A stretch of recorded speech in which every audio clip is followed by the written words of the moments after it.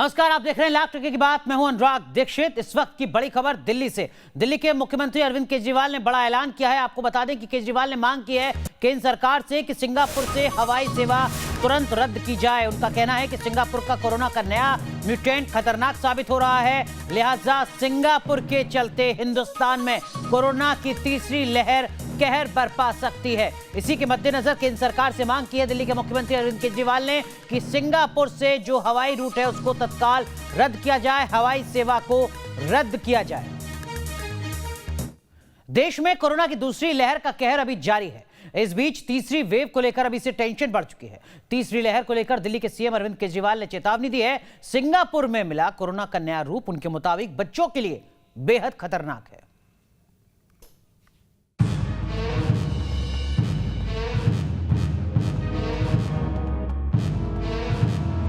Corona संकट के बीच नई टेंशन।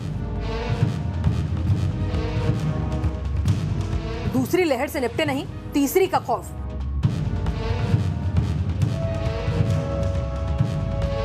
सिंगापुर स्ट्रेन ने बढ़ाई चिंता। देश में भी कोरोना की दूसरी लहर का कहर जारी है। दूसरी लहर में शहर और गांव हर तरफ तबाही मची है। इस बीच कोरोना की तीसरी वेव को लेकर अभी से माथे पर चिंता की लकीरें खिंच गई हैं।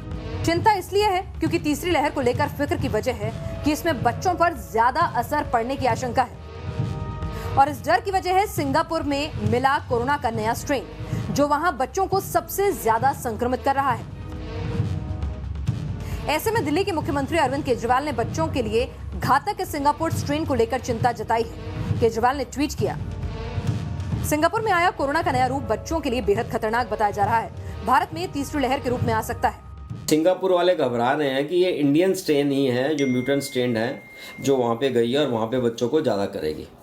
अब हमारी स्ट्रेन सिंगापुर में गई हुई है, सिंगापुर वाली हमारी स्ट्रेन से घबरा रहे हैं, हम सिंगापुर वालों से घबरा रहे हैं। भाई हमें सिंगापुर वालों से नहीं घबराना, वहाँ कोई अलग स्ट्रेन नहीं चल रही है, इंडियन स्ट्रेन ही है जो उनके बच्चों को असर कर रही है। कि हम फ्लाइटें बंद कर दें, वहाँ से आना बंद कर दें, इसका कोई तथ्य नहीं है, कोई फ़र्क नहीं पड़ने वाला।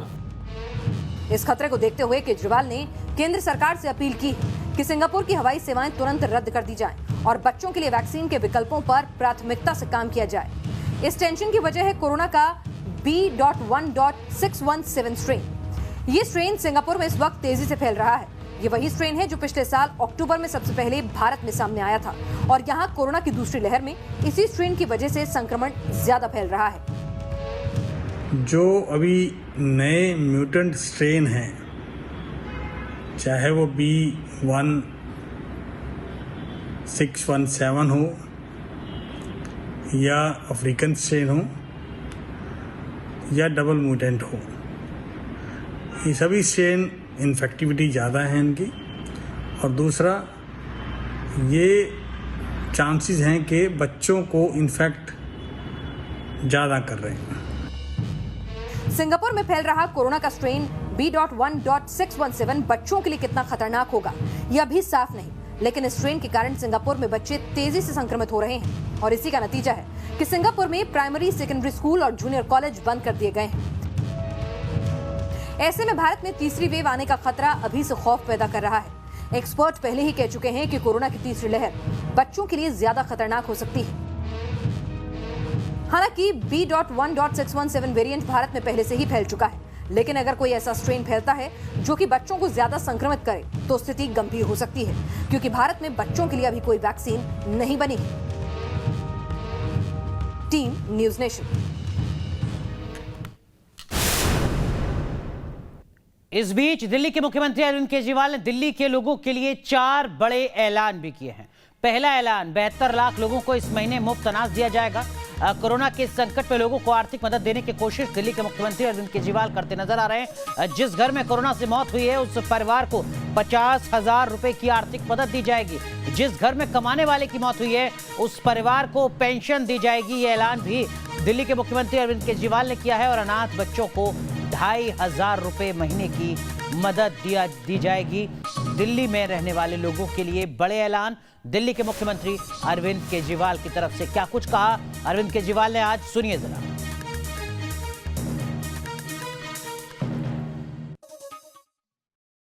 लोग ऐसे हैं जिनके पास राशन कार्ड है।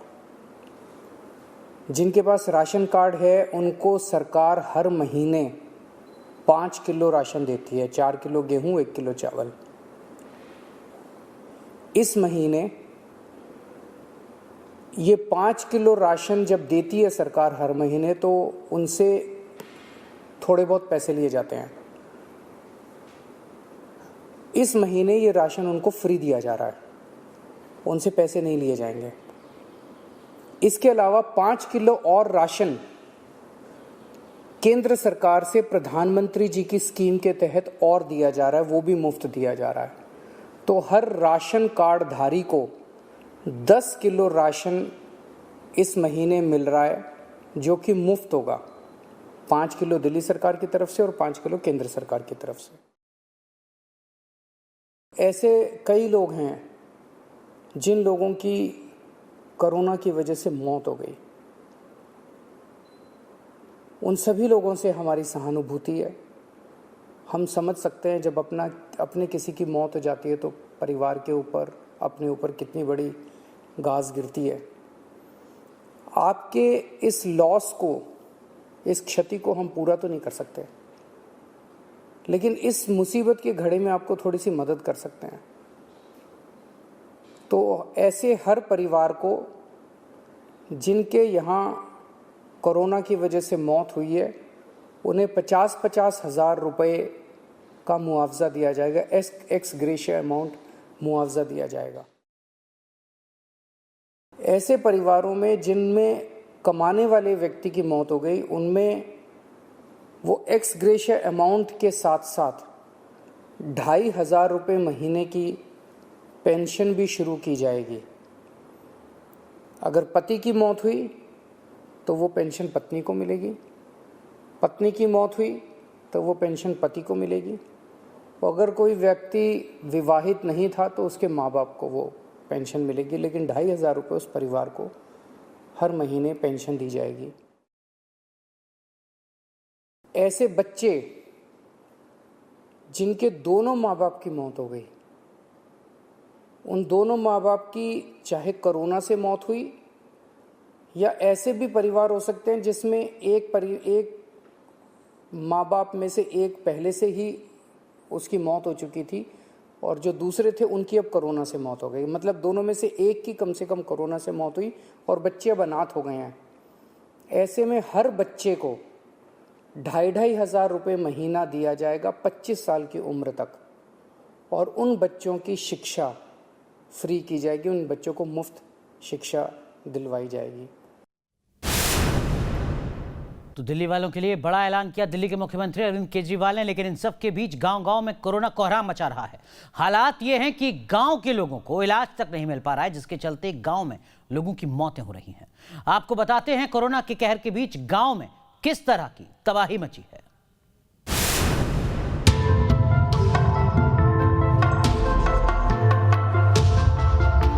गांव-गांव में कोरोना तबाही मचा रहा है। देश का ऐसा कोई इलाका शायद ही बचा हो जहां कोरोना ने कहर बरपाया ना हो। प्रधानमंत्री नरेंद्र मोदी खुद गांव में कोरोना के बढ़ते खतरे पर चिंता जाहिर कर चुके हैं। अभी ग्रामीण और दुर्गम क्षेत्रों में हमें बहुत ध्यान देना है। इसमें फील्ड में बिताया हुआ आप सभी का अनुभव और आपकी कुशलता ये बहुत काम आने वाली है। हमें गांव-गांव में जागरूकता भी बढ़ानी है और उन्हें कोविड के इलाज की सुविधाओं से भी जोड़ना है। गांव में लोग बुखार, सर्दी, खांसी से पीड़ित हैं। तेजी से लोग बीमार हो रहे हैं क्योंकि गांव में ना तो टेस्टिंग की सुविधा, न ही इलाज की व्यवस्था। कोई टीम नहीं आई अभी तक हमारे गांव में, न कोई टीम आई है, न कोई जांच हुई है, न कुछ हुआ है। टेस्ट करने के लिए नहीं है, लेकिन यहाँ दिख रहा है कि वैसे माहौल नहीं है कोरोना का फुल्का, लेकिन दवा ले और ठीक हो जाते हैं, उनका दिक्कत में कोई नहीं है। यूपी की राजधानी लखनऊ की सीमा से लगे बाराबंकी के गांव जरुआ में तो हर घर में बीमार लोग पड़े हैं, लेकिन स्वास्थ्य विभाग और जिला प्रशासन की कोई टीम इनकी सुध तक लेने नहीं पहुंची। ये लखनऊ से बिल्कुल सटा हुआ गांव है। लखनऊ का बॉर्डर यहाँ से सिर्फ 1 किलोमीटर की दूरी पर है, और जैसा गांव के तमाम लोग बता भी रहे हैं कि हालांकि कोविड-19 से कोई मौत तो नहीं हुई है, लेकिन कुछ लोगों को बुखार चढ़ा था, खांसी जुकाम हुआ था, अपने आप ठीक हो गए। लेकिन जैसे कि सरकारी दावे हैं कि हर गांव में टेस्टिंग टीम भेजी जा रही है जो लोगों को टेस्ट कर रही है और उनके सैंपल लिए जा रहे हैं, तो उन दावों को फिलहाल इस गांव के लोग नकार रहे हैं कि इस गांव में फिलहाल कोई स्वास्थ्य विभाग की टीम नहीं आई थी, कोई टेस्ट नहीं हुआ और ना ही सरकारी स्तर से कोई सैनिटाइजेशन का कार्यक्रम यहाँ पर चलाया गया। यूपी के ही बागपत जिले के गांव ढिकोली में 28,000 की आबादी है, लेकिन गांव में अस्पताल की इमारत खंडर हो चुकी है, तो बीमार लोगों का इलाज करने के लिए कोई डॉक्टर नहीं है। कि अब हालत जो आप देख रहे हो, ये बिल्डिंग जर्जर पड़ी है। पिछले 2004 के बाद में यहाँ से 2004 से पहले यहाँ एक MBBS डॉक्टर होता था, एक कंपाउंडर होता था, एक ड्रेसिंग वाला होता था, एक चपरासी साफ सफाई के लिए होता था, 2-3 बेड भी थी। लेकिन उसके बाद में यहाँ से कोई सुध लेने वाला नहीं है। अब इसका खंडर हो चुका है, इसमें भूसा पड़ा है। इसमें मतलब कभी 15-20 साल पहले तक डॉक्टर्स होते थे, बेड्स होते थे, दवाइयाँ होती थी, उनका इलाज होता था। लेकिन अब ये खंडर हो चुका है, यहाँ कोई ना डॉक्टर है, ना दवाइयाँ, ना बेड है। आप इसकी हालत खुद देख लीजिए। मेरठ के एतमादपुर गांव में कोरोना से 5 लोगों की जान जा चुकी है। कई घरों में कोरोना संक्रमित मरीज है। प्रशासन के मुताबिक गांव को सील किया हुआ है, लेकिन ना तो कोरोना पॉजिटिव मरीजों के घर के बाहर नोटिस चस्पा मिला, न ही कोरोना मरीज होम आइसोलेशन के नियमों का पालन कर रहे हैं। मैं जिस गांव में खड़ा हूं उसका नाम है एतमादपुर और ये परीक्षितगढ़ का एतमादपुर गांव है। यहाँ कोरोना से पीड़ित कई परिवार हैं, लेकिन सबसे बड़ी दुखदाई बात ये थी कि ये जो आप प्रधान पद का पोस्टर देख रहे हैं, जिसमें जो ये बुजुर्ग महिला हाथ जोड़े खड़ी हैं, इनका नाम है रामेश्वरी। ये चुनाव जीती, प्रधान बनी और प्रधान बनने के 3 दिन बाद ही इनकी कोरोना से मौत हो गई। इससे बड़ी त्रासदी इस गांव में नहीं हो सकती। इस गांव को भी 12 गांवों के साथ सील करने का प्रशासन का आदेश है, लेकिन गांव के मुहाने पर कहीं सील नहीं है। हाँ, जो कोरोना पॉजिटिव हैं उनके घर को इस तरीके से सील कर दिया गया है। ये प्रशासन ने सील किया है। इस घर में पॉजिटिव हैं और इन्हें सील करने का आदेश है। लोग डरे हुए हैं गांव में, ऐसे दरवाज़ा खोल के बाहर से देखते हैं क्योंकि बिल्कुल आमने सामने हैं। गांव में गंदगियां भी हैं। 5 मौतें अब तक ग्रामीण बता रहे हैं इसमें कि कोरोना की वजह से 5 मौतें इसमें अब तक हो चुकी हैं। राजस्थान के अजमेर संभाग मुख्यालय से सटे गांव में भी हालात बद से बदतर होते जा रहे हैं। वहीं हाथीखेड़ा ग्राम पंचायत में अब तक 20 लोगों की मौत हो चुकी है, लेकिन इनमें से किसी की भी कोविड जांच तक नहीं हो पाई थी। इस पंचायत में आने वाले गांव में करीब 1500 से ज्यादा लोग बीमार हैं, लेकिन स्वास्थ्य विभाग की टीम अब तक गांव में नहीं पहुंची। राजस्थान के ही टोंक जिले के पीपलू उपखंड में कोरोना से लोगों की मौत हो रही है, लेकिन स्वास्थ्य विभाग इतनी बदहाल है कि लोगों की कोरोना जांच तक नहीं हो पा रही। नतीजा है कि गांव-गांव में कोरोना तेजी से फैल रहा है। स्टाफ की कमी से काफ़ी महरूम होना पड़ रहा है।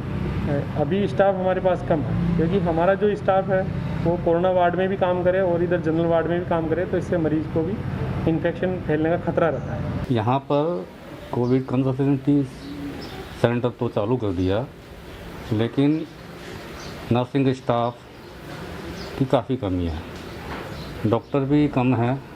अगर कोविड के सेंटर में जो लोग ड्यूटी देंगे वही अन्य मरीजों को देखेंगे तो संक्रमण तो रुकने के बजाय ज़्यादा फैलेगा। इसलिए यहाँ पे स्टाफ लगाने की बहुत ज़्यादा ज़रूरत है। मध्य प्रदेश के गांव में भी कोरोना से हाल बेहाल है। शायद ही ऐसा कोई गांव छूटा हो जहां लोग सर्दी, खांसी और बुखार से पीड़ित ना हो, लेकिन गांव में कोरोना की टेस्टिंग नहीं होने से लोग झोला छाप डॉक्टर से दवाई लेकर ही ठीक हो रहे हैं या फिर गंभीर होने पर दम तोड़ रहे हैं। सर, हमारे गांव में है ना, डेली कोई सा दिन छूटता होगा जिस दिन किसी की मौत नहीं हुई। यहाँ पर डेली एक मौत डेली हो रही है और स्वास्थ्य विभाग इधर कोई ध्यान नहीं दे रहा है हमारे गांव की तरफ। हमने गांव में सचिव, सरपंच सबसे बोला कि हमारे गांव में सैनिटाइजर की व्यवस्था पर उन्होंने बोला कि यहाँ पर कोई ऐसी सुविधा नहीं है प्रशासन द्वारा। शासकीय सेवाएं वो एक कहने की सेवाएं रह गई है, ना तो सेवाएं मिलती है और ना ही ठीक जवाब मिलता है उनका, और इसके कारण से व्यक्ति परेशान होता है। और दूसरा ये कि कईयों के ऐसे अनुभव है जो वहाँ गए हैं, उनके ऐसे अनुभव रहते हैं कि हमें जो है पटक दिया जाता है, हमें देखते ही नहीं है। अगर मालवा जिले के निपनिया बैजनाथ गांव की बात करें तो पिछले 1 महीने में 20 से ज्यादा लोगों की जान चली गई, लेकिन इनमें से सिर्फ 2 लोगों की कोविड जांच हुई, बाकी भगवान भरोसे। सर्दी खांसी की जांच करने के लिए, बुखार की जांच करने के लिए कोई भी कोई जरूरी दवाइयाँ देने के लिए कोई जरूरी दवाइयाँ भी नहीं देने के पहुंचा, कोई नहीं पहुंचा। आंगनवाड़ी कार्यकर्ता, आशा कार्यकर्ता, ANM कोई भी नहीं पहुंचा। एरिया में एक रिपोर्ट आई कि इनको सरकारी में दिखाओ, तो फिर सरकारी में जाता और वहाँ इलाज करवाया और उसके बाद में 6 तारीख का उसको कोरोना बता दिया। ऐसे कई गांव हैं जहां ना तो अस्पताल है ना ही कोरोना जांच की व्यवस्था। सवाल है कि अगर जांच नहीं होगी, वक्त पर इलाज नहीं होगा, तो कोरोना से जंग कैसे जीतेंगे? Team news nation. कोरोना के इलाज में कभी गेम चेंजर मानी गई प्लाज्मा थेरेपी को अब कोरोना के इलाज से हटाने का फैसला लिया गया है। इसे लेकर एम्स और आईसीएमआर ने नई गाइडलाइन जारी की हैं। क्या है ये गाइडलाइंस और क्यों प्लाज्मा थेरेपी को हटाया गया है, बताते हैं आपको।